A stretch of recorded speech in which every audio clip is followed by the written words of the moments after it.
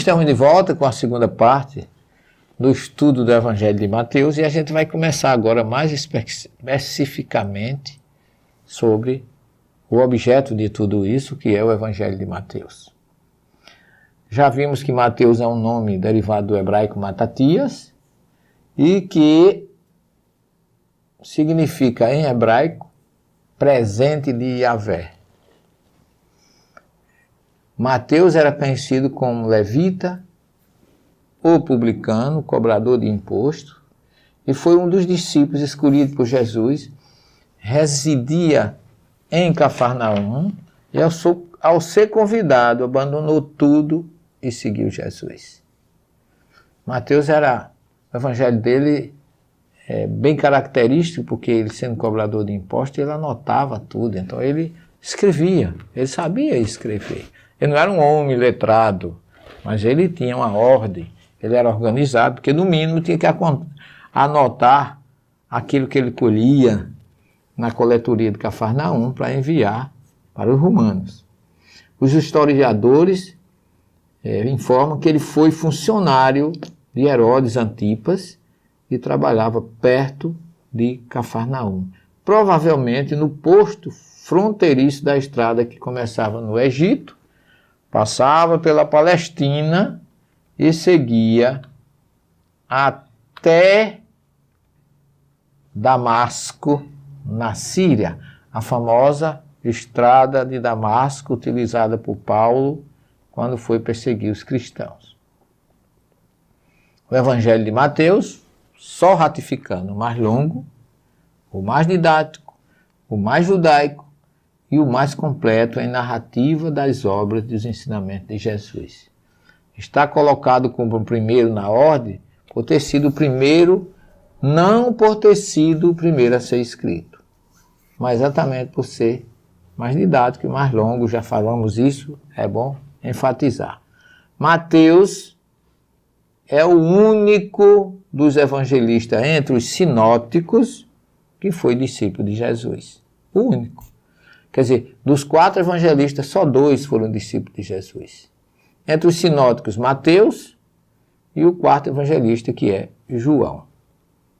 E aqui eu não quero falar de outros evangelhos, porque existem os apócrifos, e aí daria outro estudo. Estou estudando um evangelho canônico, aquele que é considerado, vamos dizer assim, pela igreja, autêntico, sagrado. Essa é a maior expressão de acordo com o conhecimento cristão. O símbolo do seu evangelho, já falei, é representado por um homem, porque era o objetivo de Mateus é apresentar Jesus como Messias e iniciar a sua narrativa com a genealogia de Jesus.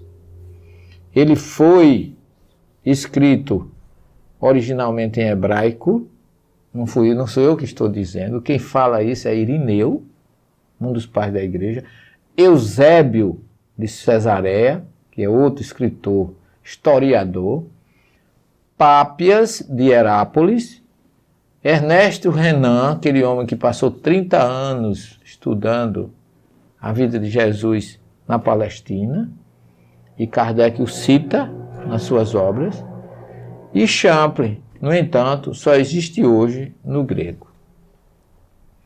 O grande estudioso Ernesto Renan, que eu acabei de falar, o francês, em sua obra Os Evangelhos e a Segunda Geração Cristã, afirma que Mateus baseou seus evangelhos no texto de Marcos. Se Mateus copiou Marcos, é porque Marcos já existia. Mais uma prova de que o primeiro evangelista é Marcos. E de uma forma tal que ninguém pode duvidar que ele lia ou tinha de memória ou decorado a obra de Marcos. Por quê? Porque 60% do Evangelho de Mateus são citações ou extração do Evangelho de Marcos. Para ele, nos primórdios do cristianismo, tinham-se inventado novas narrativas. Pretendia-se um Evangelho completo, que além do que Marcos falava, tivesse mais do que os orientadores tradicionalistas do Oriente deviam saber. Assim originou-se o Evangelho de Mateus. Ele pegou Marcos extraiu 60%, acrescentou genealogia, acrescentou infância, tá certo? E aí depois é que entra a vida pública, que Marcos não tem, nem infância, nem genealogia de Jesus. Mateus redigiu seu evangelho em hebraico para os judeus convertidos ao cristianismo, que é muito lógico, né? Que judeus cristãos, para entender melhor a história de Jesus, recebessem a sua história em hebraico. Mas este evangelho não foi conservado, pois foi traduzido depois para o grego e o original se perdeu. É um evangelho que possui muito material judaico e por isso acredita-se ter sido escrito em algum lugar da Palestina, provavelmente em Jerusalém, como eu já falei. Champlin prefere citar a Antioquia como esse lugar, mas justifica que poderia ter sido também escrito na Síria. No entanto, ele é considerado o mais universal dos evangelhos, por não ter sido endereçado a nenhuma localidade em particular. Ele não se dirigiu como Paulo aos cristãos de Tessalônica, aos Efésios, não. A história de Jesus trazida por Mateus, ela é universal. Ela não tem uma citação direta para nenhuma comunidade, nenhum grupo, não. Tem um objetivo que são os judeus, mas no mundo todo, universalmente. A característica básica do Evangelho de Mateus são os seus 5 sermões. Ele tem 5 sermões que é muito interessante. Sequenciando o Evangelho da Infância de Jesus, capítulo 1 e 2, apresenta a narrativa da vida, morte e ressurreição, dos capítulos 3 a 28. Os pesquisadores afirmam que esses 5 sermões são uma alusão aos 5 rolos da Torá de Moisés. Por quê, meus irmãos? Porque o Evangelho demonstra que ser discípulo de Jesus é a maneira verdadeira de realizar o objetivo da Torá, que é viver conforme a vontade de Deus. E aí, esses sermões de Mateus, eles têm uma sequência, são 5, como eu já falei. O primeiro são os capítulos 5, 6 e 7 do seu Evangelho, que é o Sermão do Monte. Aquele que foi pronunciado, nós vamos falar dele com mais profundidade, mas ele foi pronunciado às margens do Mar da Galileia, numa vista maravilhosa. Você vê o mar lá embaixo, numa acústica que até hoje os estudiosos da física do som, da reverberização, da acústica, mostra que uma pessoa de onde Jesus fez aquele sermão, se naquela época não tinha ônibus, não tinha carro, não tinha barulho, ali o silêncio era bem maior.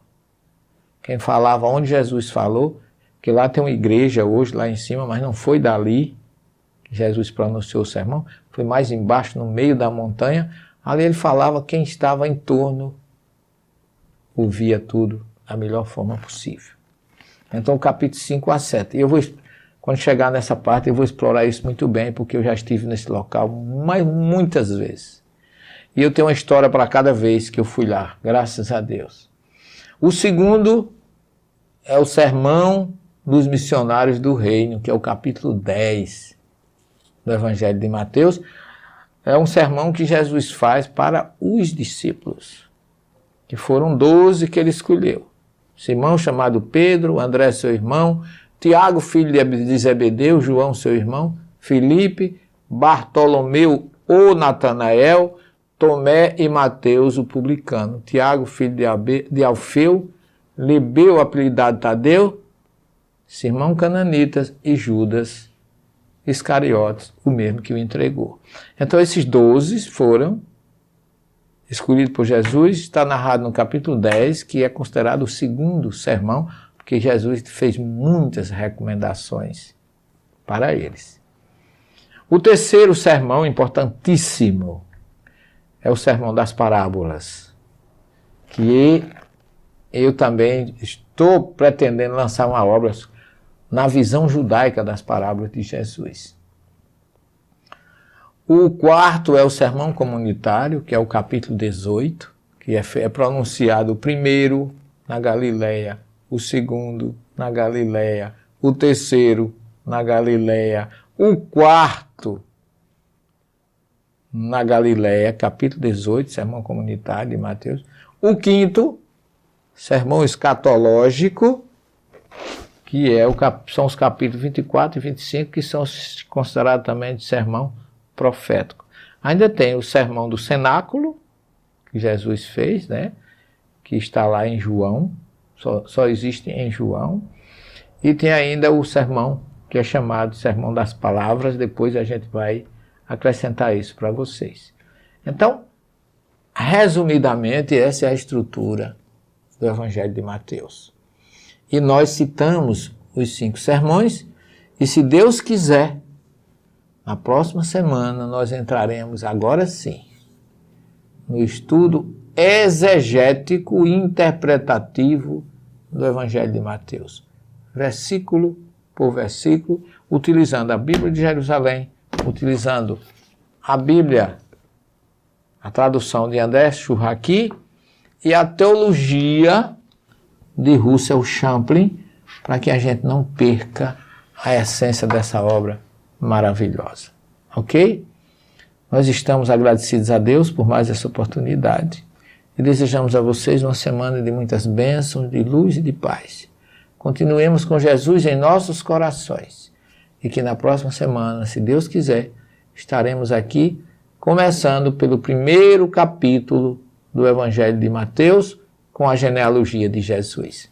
Ok? Um beijo, até a próxima semana e muita paz.